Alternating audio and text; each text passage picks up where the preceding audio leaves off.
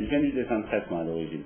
Donc j'étais plutôt seul à ma table en train de dessiner, et ensuite je montre les dessins aux gens. Et l'Algérien, il y a un besoin d'oralité, de raconter, etc. Donc ça s'est fait relativement naturellement, quoi. Il y a beaucoup de vécu dans ce spectacle. Il y a beaucoup de vécu parce que j'arrive déjà sur scène en me présentant comme dessinateur de presse. Après, ça permet de parler de l'Algérie. Je m'amuse à faire un spectacle qui parle de l'Algérie des années 80, des années 90, donc des années du terrorisme, et aussi de l'Algérie d'aujourd'hui. À cette époque-là, je fréquentais une jeune Titi. Bon alors, la Titi, pour ceux qui ne le savent pas, c'est le terme qui, dans les années 80, servait à désigner la jeunesse dorée d'Alger, les enfants de la nomenclatura.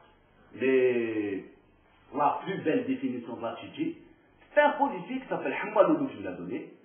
Ouais, à 16 heures, il m'a dit, la Titi, c'est les seuls jeunes que l'on ne peut frapper. Ce spectacle existe depuis 4-5 ans, donc ça faisait quoi, 3 ans que j'étais en France quand j'ai commencé son écriture, et au fur et à mesure de ma vie en France, le spectacle évolue, ce qui fait que maintenant, ce spectacle, je parle, allez, on va dire à 60% d'Algérie et à 40% de la France.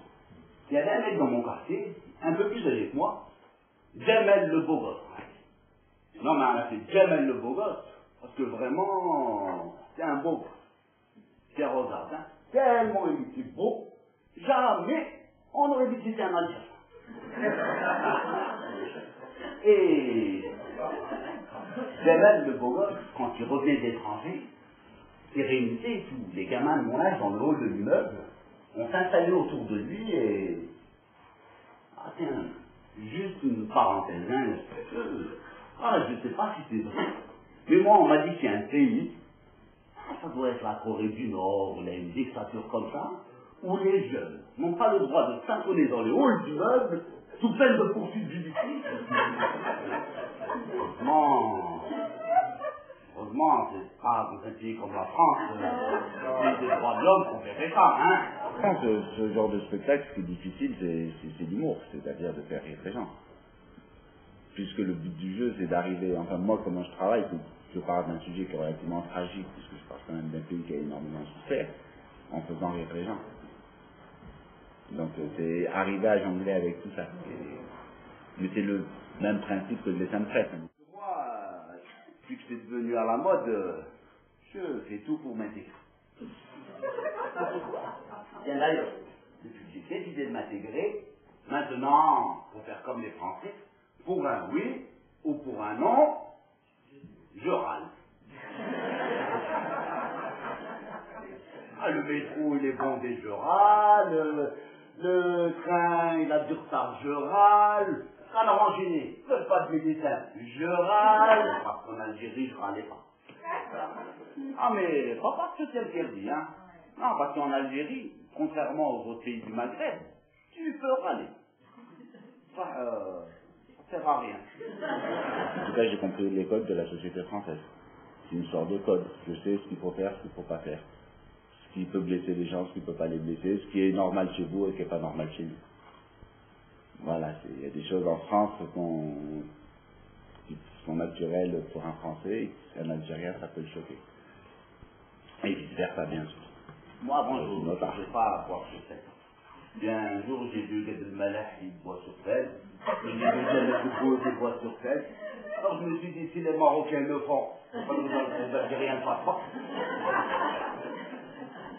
Non, mais c'est vrai, non, c'est avec des petits détails comme ça qu'on va construire le Maghreb. On n'a pas du tout le même parcours. Jamel est français, il est né en France. Et ce qu'il raconte dans ses textes, etc., sont des choses que moi, j'ai pas vécues. Moi, je parle d'autre chose. Je parle d'un vécu en Algérie ou d'un vécu d'un mec qui vient d'Algérie, qui arrive en France et qui regarde la société française. Voyez-vous, moi, quand j'ai débarqué en France, en 1995, à peine je suis descendu de l'avion, j'ai été accueilli par une blonde. Ouais, tout le monde, cheveux jaunes, yeux bleus, bouche sèche. Voilà, dites ma mère, hein, dans son uniforme de flic, elle était magnifique. Et tout de suite, j'ai senti que je l'ai intéressé. Ouais. Vous voulez qu'on prenne un rendez-vous? Ah oui, parce que si c'était pas pour prendre un rendez-vous, Baba, pourquoi est-ce qu'elle m'a demandé combien de temps je comptais rester en France? Non, nostalgie toujours un peu, mais c'est une nostalgie sympa. Pas de déchirement, puisque l'Algérie, j'y retourne régulièrement, donc ça s'est bien calmé, etc. Donc il y a c'est moins dur maintenant que quand je suis arrivé, en tout cas. Ça fait 5 minutes que je vous parle d'intégration. Mais en vérité, moi, j'ai horreur de ce mot-là. Non, je préfère parler d'échange. Moi, je suis arrivé en France, je me suis invité en France, on va dire, dans ma valise. J'avais apporté un peu de ma culture. Effectivement, les Français m'ont accueilli, m'ont aussi donné un peu de la leur. Alors moi, je dis que le mieux, c'est on prend un peu de la nôtre, un peu de la leur, on mélange le tout, on fait une belle tourtoka, et tout le monde est content.